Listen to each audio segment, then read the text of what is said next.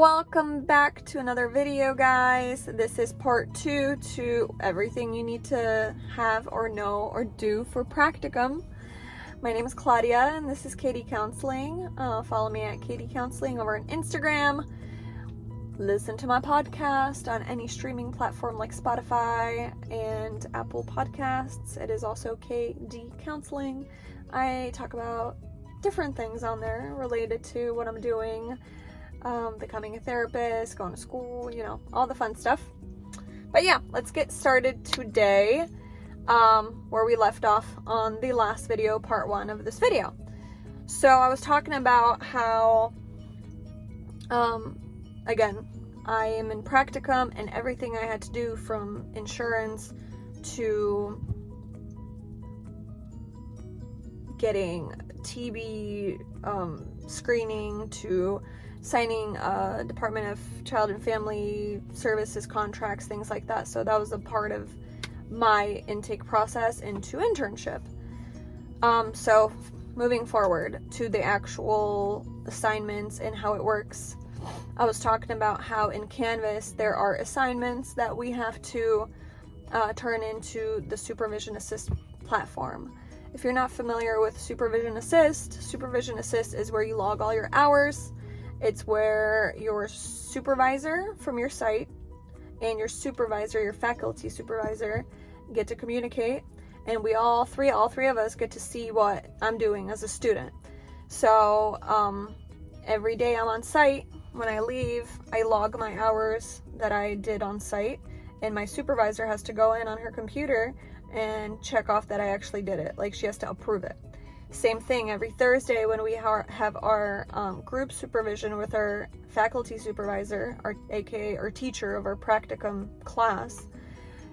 We have to log the hour and a half we did with her, and then we have to, you know, she has to approve it.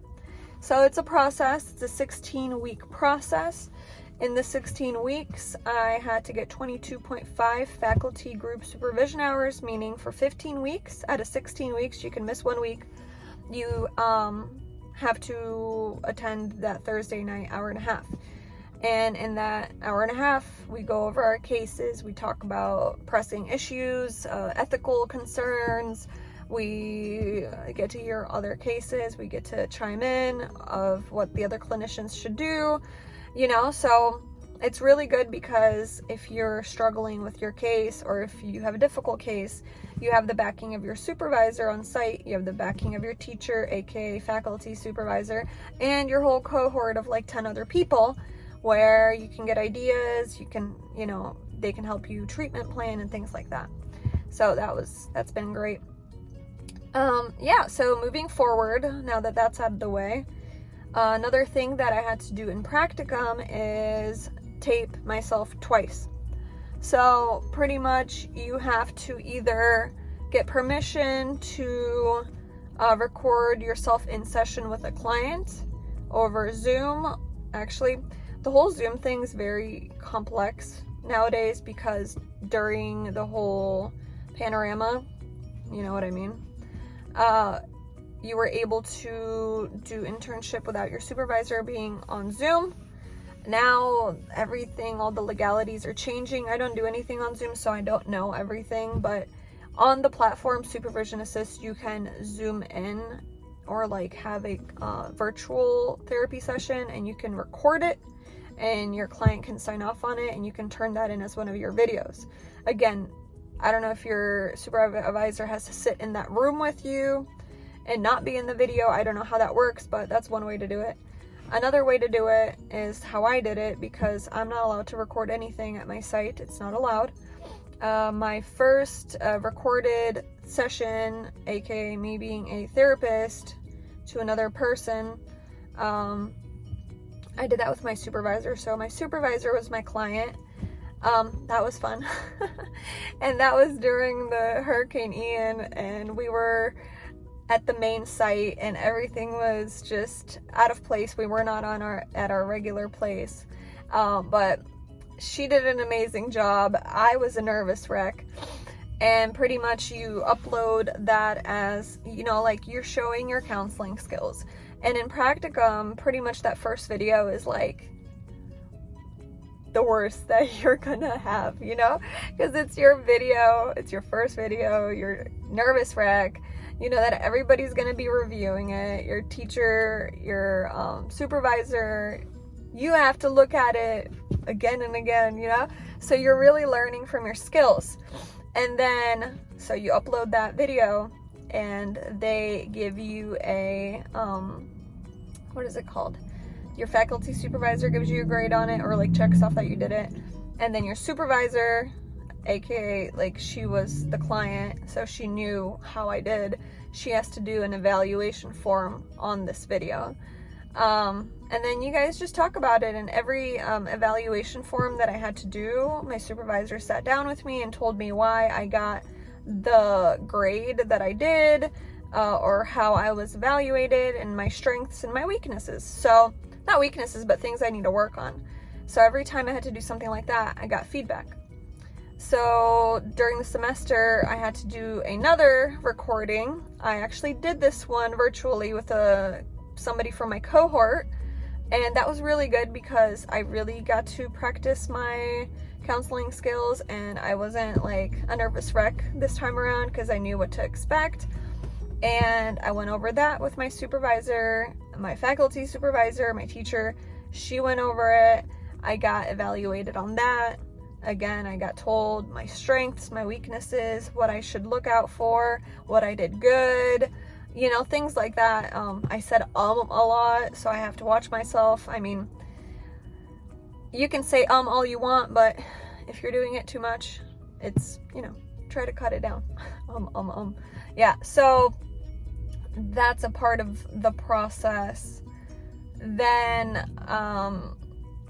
there's 2 other evaluations other than the video evaluations. Is you get an overall evaluation of how you're doing, what you're learning, and within the evaluation you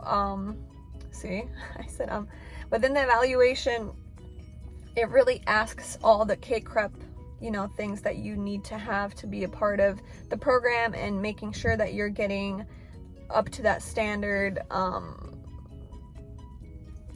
education, I guess, or like internship knowledge. It asks about diagnosing, it asks about ethical things, it asks about everything that all you guys have been learning until this point. K-CREP is making sure that you are now all I can hear is me saying oh my god, I hate it. Yeah, so pretty much you're gonna be K-CREP'd out with all your evaluations, making sure that you're up to the standard, that you're an ethical counselor, and that you're doing the most, okay? So that's that. So forms, evaluations, video uploads, video evaluations. This last week we had to do diversity logs. So every month per K-CREP, you have to put in which kind of diverse clients you worked with, and you upload that every month. Or I did all my August, September, October, November, December logs all in December. They were due this week, and they ask you what kind of people you've been working with, you know, from different countries, things like that. So that's a part of it. I'm just trying to think because there's so many. Yeah, so for the hours, you have to make sure you have a certain amount of hours. You have to have 15 hours of supervision, faculty supervision, meaning every week, like for the, I mean, not faculty. Okay. So every week you have to have an hour of supervision from your supervisor on site, meaning the supervisor sits down with you for an hour and answers all your questions, gives you feedback, anything you need. Out of 16 weeks, you have to have 15 weeks of 1 hour. I ended up getting like 18 hours because my supervisor loves talking to me, and we love just doing the whole thing and learning. So you have to have at least 15 hours of those, 40 hours of direct client interaction, and then another 121 indirect, meaning doing clinical notes and things like that, which I really love clinical notes. They're great. So at the end, now, like this week is the last week, I have to make sure that I've turned everything in that everything's in the class for practicum to get like a grade for my university, and I have to make sure everything in supervision assist is in, so I get the key to start internship 1 the second week of January, and I'm very, very excited. I know this video was 2 parts and it was long-winded, but I really want to break it down to you guys. I want to break it down, because even in like the descriptions of the class, you're not going to get all of this, right? You're not going to get all this information. So I hope this helped. I've explained like the hours before, so I'm not going to really get into it here, but again, 155 hours for practicum. Internship 1, 300 hours. Internship 2, 300 hours. So before you can graduate, you have to do 755 hours on site. A lot of those hours, it's like 240 plus 40, 280 hours have to be direct out of all those hours. So yeah, you guys let me know if you have any questions. I will be making videos about preparing for the exam. I will be having my last semester a class on examination, and they're gonna pay for a course that we can use. I'm gonna do that with you guys. I have a bunch of other videos planned, so stay tuned. On Instagram, if you guys have any questions, DM me or message me or comment or something, because I feel like I get questions on YouTube a lot and on Instagram, and then I go to make like a Q&A and I lose all of them. So participate in the stories when I ask, hey, Q&As, because those really help other people as well. All right, guys, Katie Counseling. See you later. Bye.